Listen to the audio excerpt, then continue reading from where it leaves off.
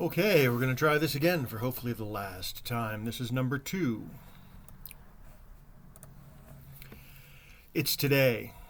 It will be today until the night's apex releases its grip and we slide into yesterday's tomorrow. The day spins its way around again and relinquishes it into another night. The clouds don't care. They're impermanent. The sun is bright and shining in Colorado. We have over 300 sunny days a year. At least that's what the brochure says. It's a haven for the outdoorsy type, and that's me. I'm the outdoorsy type, at least, as of late, of the indoor variety. I dream about the big mountains and the long trails, dream about the days so long ago I spent on those trails, walking miles each day, walking from day to night, where I would lie on the ground watching the stars with my head resting on the backpack. I was young then and filled with the idea of a future and the time to do as I chose without regard.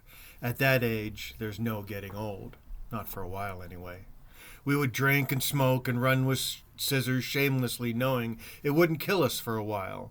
That is, unless we died some other way. Then it felt okay to have another round today. In that story, I was young. In that story, my heart was restless. There was a bear inside of me. It would continue to drift and rage until it found the one who could rub its belly and quiet him. There were a few that tried. They tried to rule with their bodies and their minds. My mind was usually on their bodies, so I missed the cues. Some were kind, others hot and passionate, others still cruel and ambivalent.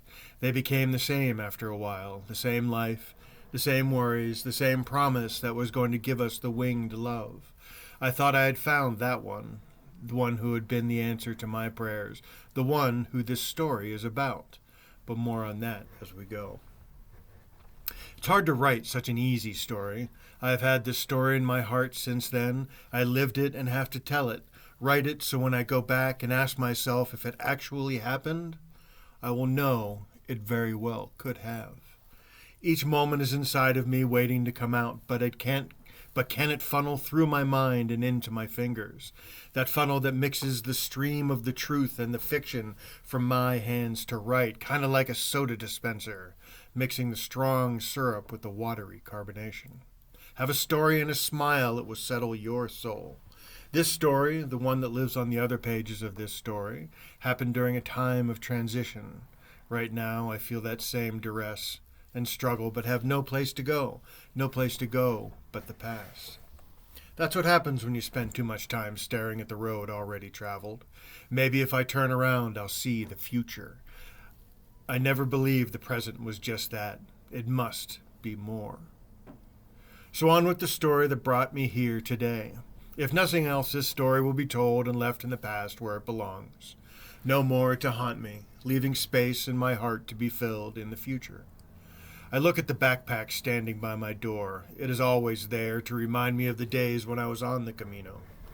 The days when I felt free of this life, living in that present as best as I could remember it. The days spent walking through the countryside. Around each corner there was something new. The Camino de Santiago stretches 500 miles across northern Spain.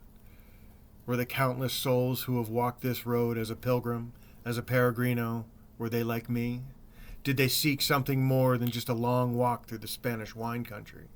I wanted to be a pilgrim, a willing searcher, walking each day from one point along the way to another. "Uncle!" John shouted across the square. In Mexico, it's called a zocalo, but in Spain, it's just the square.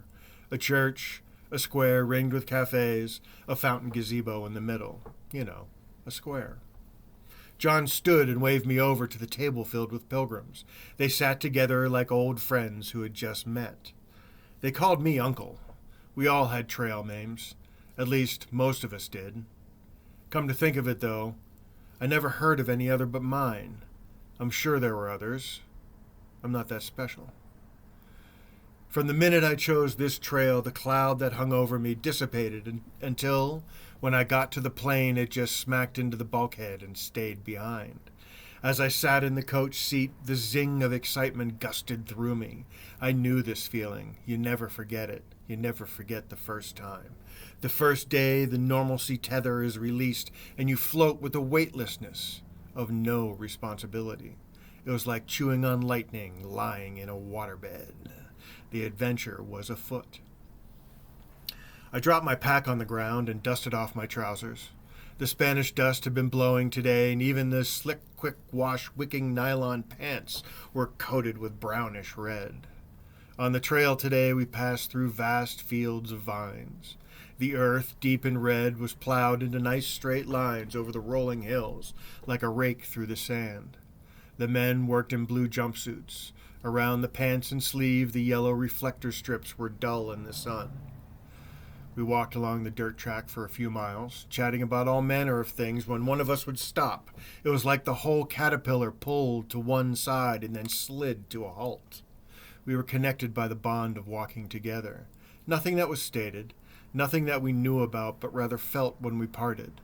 Did we part in grace, or bumble our way through insincerity, not knowing each other's names? Did we just disappear one day, hiding from the ones we knew, not wanting to talk, knowing that the chance may never rise again to talk? We knew each other in that moment, and that was enough.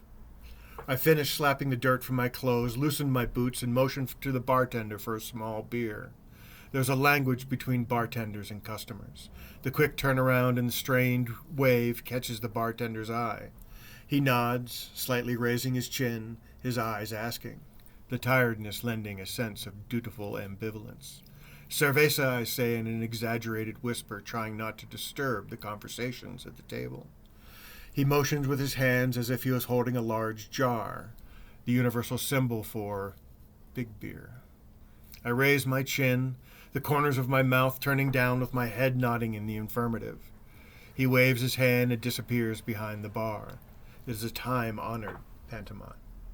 "Are you getting a beer?" John asked me. He was an academic, a schoolteacher from Wales, taking the time off during the summer to travel the Camino. He was jolly. He was a big guy, broad shoulders and big hands. I imagined he grew up on a farm or working in the trades as a young man. He had a kindness, a quick smile, and a welcoming demeanor that flowed easily. But somewhere in there was a sadness, much deeper than mine. I didn't know how long he had been a teacher. I could see him chalking the assignments on the board with a tweed school jacket, the crest on the pocket, brown trousers over brown shoes. His face was ruddy, and made even ruddier by the short glasses of brandy in front of him. He smiled at me and clapped his hands on my shoulder. "Would you mind getting one for me? You seem to have the knack. That bugger's been ignoring me all afternoon." I leaned over the chair as the bartender was coming around the corner with my beer on a tray. A quick nod and my finger shot up as I mouthed, "Otra cerveza." He ignored it, set the beer in front of me, and then stood to the side, tray folded over his stomach. I looked down at the table, making the nether round, twirling with my finger. Hands came up, hands went down. I was sitting next to a girl from Denmark. Her boyfriend, blonde and fit, sat across from her.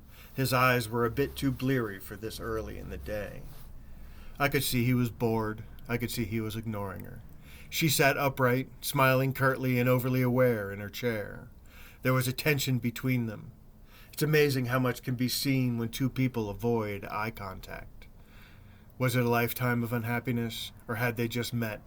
Had they found one another in the Frankfurt airport lounge? Did they spend the evening drinking and smiling, eagerly leaning into each other, inhaling the oxytocin, waiting for the inevitable night in the ruts? Her boyfriend raised his glass. "Why not?" he muttered, and went back to staring through the table. After the order was taken, we started to introduce ourselves around the corner. There were 10 of us or so, and as it got kind of out of reach, it died, and we just waved to one another. Sometimes, less said the better. I had seen many of the other pilgrims on the trail. I had spoken with a few as we crested a hill or suffered through the heat. The usual nonchalant small talk when you're trying not to show the pain. We all had some level of pain. For some, like me, it was the all-of-a-sudden pain that came from being too fat and out of shape to trying to walk across Spain with a 25-pound backpack.